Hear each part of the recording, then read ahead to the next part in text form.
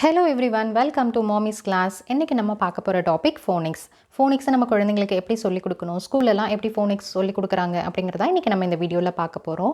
So நம்ம குழந்தைகளுக்கு நம்மளே phonics சொல்லி கொடுக்கறோம்னும்போது நம்ம முதல்ல அந்த டாபிக்ல கான்ஃபிடன்ஸா இருக்கணும்ங்க. அதாவது phonicsனா என்னங்கறது நமக்கு முதல்ல தெரிஞ்சிருக்கணும். சோ phonicsனா என்ன நிறைய பேருக்கு தெரியாம இருக்கு இப்போ phonicsனா என்ன அப்படிங்கறத நம்ம தெரிஞ்சுக்கிட்டோம்னா நமக்கு ஒரு கான்ஃபிடன்ஸ் இருக்கும் குழந்தைகளுக்கு சொல்லி கொடுக்கிறதுக்கு. நமக்கு ஈஸியாவும் இருக்கும் அந்த கான்செப்ட சொல்லி கொடுக்கும்போது குழந்தைகளுக்கு அதை அண்டர்ஸ்டாண்ட் பண்ணிக்கிறதுக்கும் ஈஸியாக இருக்கும். ஸோ நீங்கள் முதல்ல ஃபோனிக்ஸ்னா என்னங்கிறத தெரிஞ்சுக்கணும். ஸோ இதுக்கு நிறைய வீடியோஸ் இருக்குது யூடியூப்பில். நம்ம சேனல்லையுமே ஃபோனிக்ஸ்னா என்ன அப்படிங்கிறதுக்கான வீடியோ போட்டிருக்கோம். அண்ட் அந்த லிங்க்கும் கீழே டிஸ்கிரிப்ஷனில் கொடுக்குறேன், நீங்கள் செக் பண்ணிக்கோங்க உங்களுக்கு தேவைப்பட்டதுன்னா. இப்போது ஃபோனிக்ஸை நம்ம குழந்தைங்களுக்கு எப்படி சொல்லிக் கொடுக்கணும், ஸ்கூல்லலாம் எப்படி சொல்லிக் கொடுக்குறாங்க அப்படிங்கிறதா இன்றைக்கி நம்ம பார்க்க போகிறோம். இப்போ பாருங்கள், அதுக்கு இந்த மாதிரியான ஃபோனிக்ஸ் ரிலேட்டட் புக், இந்த மாதிரி லெட்டர்ஸ் சவுண்ட்ஸ்க்கான பேசிக் புக் நீங்கள் வாங்கி வச்சுக்கணும். இந்த மாதிரி புக்ஸை நீங்கள் வாங்கி வச்சுக்கிட்டிங்கன்னா குழந்தைங்களுக்கு வீட்டில் நம்ம சொல்லிக் கொடுக்கறதுக்கு ஈஸியாக இருக்கும். இப்போ உங்கள் குழந்தைங்க ப்ரீகேஜி லெவலில் இருக்காங்கன்னும் போது இந்த மாதிரி நீங்கள் ஃபோனிக்ஸ் எல்லாம் வீட்லேயே சொல்லிக் கொடுக்க ஸ்டார்ட் பண்ணலாம். இப்போது இந்த ஃபோனிக்ஸ் சொல்லிக் கொடுக்கறதுக்கு இந்த புக் நீங்கள் வாங்கிட்டீங்க அப்படின்னா அந்த புக்ஸில் நமக்கு எப்படி இருக்கும்னா இந்த மாதிரி ஒவ்வொரு லெட்டரும் கொடுத்து அதுக்கான பிக்சர்ஸ் கொடுத்துருப்பாங்க. ஸோ இந்த மாதிரி நீங்கள் பார்த்து வாங்கிக்கோங்க புக்கு. அதாவது ஒரு லெட்டருக்கு ஒரு பிக்சர் மட்டும் இல்லாமல் மோர் தென் 3 பிக்சர்ஸ் இருக்கிற மாதிரியான ஒரு புக்காக பார்த்து நீங்கள் வாங்கிக்கிட்டிங்கன்னா குழந்தைங்களுக்கு வேர்ட்ஸ் எல்லாம் சொல்லிக் கொடுக்கறதுக்கு ஈஸியாக இருக்கும். என்னென்ன வேர்ட்ஸ் எல்லாம் இருக்குது, ஒரு லெட்டருக்கு என்ன மாதிரியான வேர்ட்ஸ் எல்லாம் இருக்குது அப்படிங்கிறத தெரிஞ்சுப்பாங்க. ஸோ இப்போ பாருங்கள், ஃபர்ஸ்ட் லெட்டர் ஏ. இப்போது யூஸ்வலாக நம்ம லெட்டரை ஏன்னு ரீட் பண்ணுவோம்.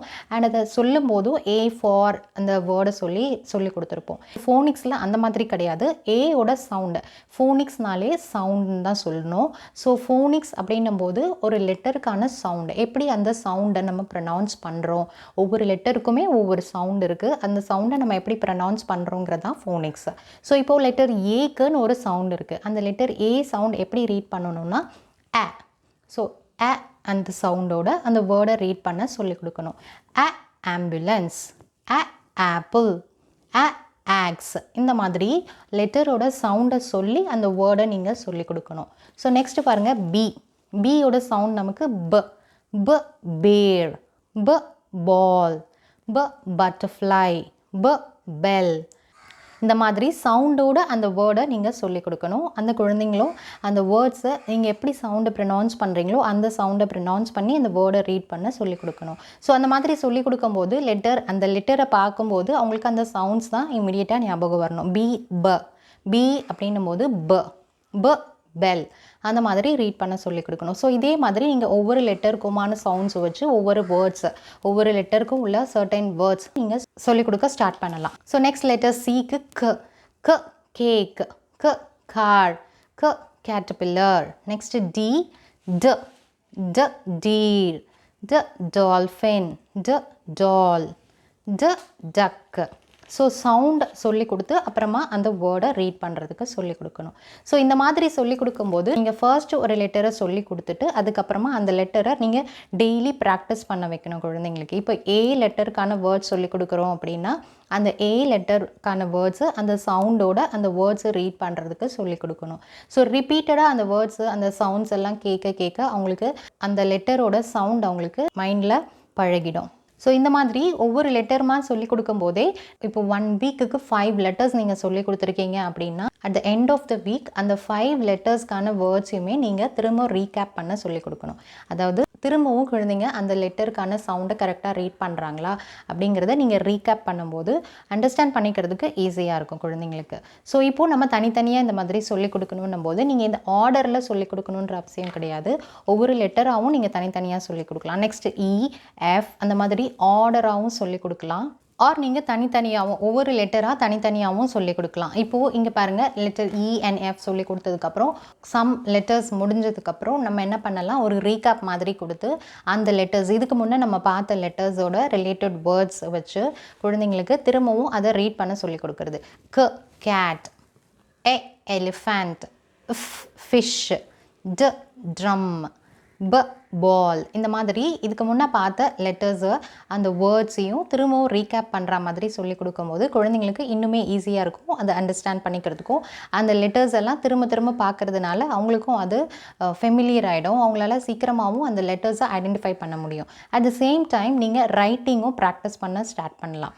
ஸோ இது எப்படி எழுதியிருக்காங்க இந்த மாதிரி டாட்டட் லைன்ஸ் வச்சு அதை ட்ரேஸ் பண்ணுற மாதிரி அவங்களுக்கு ப்ராக்டிஸ் பண்ணலாம். ஸோ ரைட்டிங் ஹேபிட்டும் அவங்களுக்கு டெவலப் ஆகிடும். ஸோ இப்போ நீங்கள் எல்லா லெட்டர்ஸுமே எப்படி சொல்லிக் கொடுக்கணுங்கிறத நான் இப்போ சொல்கிறேன் பாருங்கள். இந்த மாதிரி small letters and capital letters ஐடென்டிஃபிகேஷனு குழந்தைங்களுக்கு சொல்லிக் கொடுக்கணும். கேபிட்டல் லெட்டர்ஸ்னால் என்ன, ஸ்மால் லெட்டர்ஸ்னால் என்ன, எப்படி நம்ம அதை எழுதுகிறோம் அப்படிங்கிறதையும் அவங்க சைட் பை சைடு தெரிஞ்சுக்கிட்டாங்கன்னா ஈஸியாக இருக்கும் ஹையர் கிளாஸஸ் போய் படிக்கும்போது.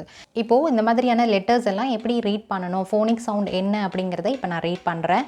ஏ அ, பி ப, சி க, டி ட, இ ஏ, எஃப் ஃப், ஜி க, ஹெச் ஹ, ஐ இ, ஜே ஜ, கே க, எல் இல், எம் ம், N, N, O, O, P, P, Q, Q, R, R, S, S, T, T, U, V, V, W, V, X, X, Y, Y, Z, Z. So இந்த மாதிரி சவுண்ட்ஸில் நீங்கள் ஒவ்வொரு லெட்டரும் தனித்தனியாக அதோட பிக்சர்ஸோடு சொல்லிக் கொடுக்கும்போது குழந்தைங்களுக்கு ஈஸியாக இருக்குங்க. ஸோ நீங்களும் இதே மாதிரி உங்கள் குழந்தைங்களுக்கு சொல்லிக் கொடுங்க. அண்ட் இந்த மாதிரி லெட்டர்ஸை சொல்லிக் கொடுக்கும்போது இந்த ஆர்டர் மட்டும் இல்லாமல் நீங்கள் இந்த மாதிரி மாற்றி மாற்றியும் சொல்லிக் கொடுக்க ப்ராக்டிஸ் பண்ணலாம். அந்த மாதிரி நீங்கள் சொல்லிக் கொடுக்கும்போது என்ன ஆகும்னா லெட்டர் ஐடென்டிஃபிகேஷன் குழந்தைங்களுக்கு ஈஸியாக இருக்கும். அதாவது இப்போ நம்ம இந்த ஆர்டராக ABCDEFGன்னு சொல்லிக் கொடுக்காம தனித்தனியாக ஒவ்வொரு லெட்டராக எடுத்து தனியாக சொல்லிக் கொடுக்கும்போது அவங்களுக்கு அந்த லெட்டர் இப்போ தனியாக கியூவை மட்டும் சொல்லிக் கொடுக்குறோம் அப்படின்னா கியூனா என்னங்கிறது தெரியும். நீங்கள் தனித்தனியாக ஒவ்வொரு லெட்டராக சொல்லிக் கொடுக்கும்போது குழந்தைங்களுக்கு அந்த லெட்டரோட ஐடென்டிஃபிகேஷன் ஈஸியாக இருக்கும்.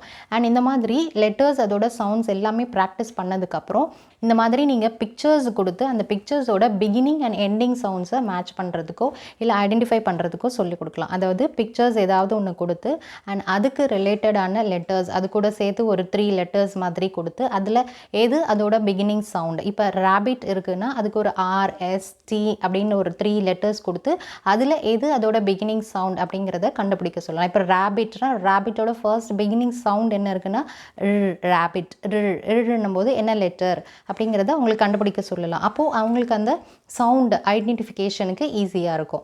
எப்படி அவங்க சவுண்டை கண்டுபிடிக்கிறாங்க, எந்த லெட்டர் எந்த சவுண்டுக்கு எந்த லெட்டர் மேட்ச் பண்ணணும் அப்படிங்கிறத தெரிஞ்சுக்கிறதுக்கு ஈஸியாக இருக்கும். ஸோ இப்போ நீங்கள் ஃபர்ஸ்ட் ஃபோனிக்ஸை சொல்லி கொடுத்ததுக்கப்புறம் அண்ட் அது சவுண்ட்ஸ் எல்லாம் தெரிஞ்சதுக்கப்புறம் இந்த மாதிரி பிகினிங் அண்ட் எண்டிங் சவுண்ட்ஸை கண்டுபிடிக்க சொல்லிக் கொடுக்கலாம். ஸோ நீங்கள் இந்த மாதிரி உங்கள் குழந்தைங்களுக்கு ஃபோனிக்ஸை சொல்லிக் கொடுங்க. குழந்தைங்களுக்கு ஈஸியாக இருக்கும் புரிஞ்சுக்கிறதுக்கு. அண்ட் உங்களுக்குமே குழந்தைங்களுக்கு எப்படி ஃபோனிக்ஸை வீட்லேயே நம்ம சொல்லிக் கொடுக்கலாங்கிறதுக்கு ஒரு ஐடியா இருக்கும். தேங்க்ஸ் ஃபார் வாட்சிங்.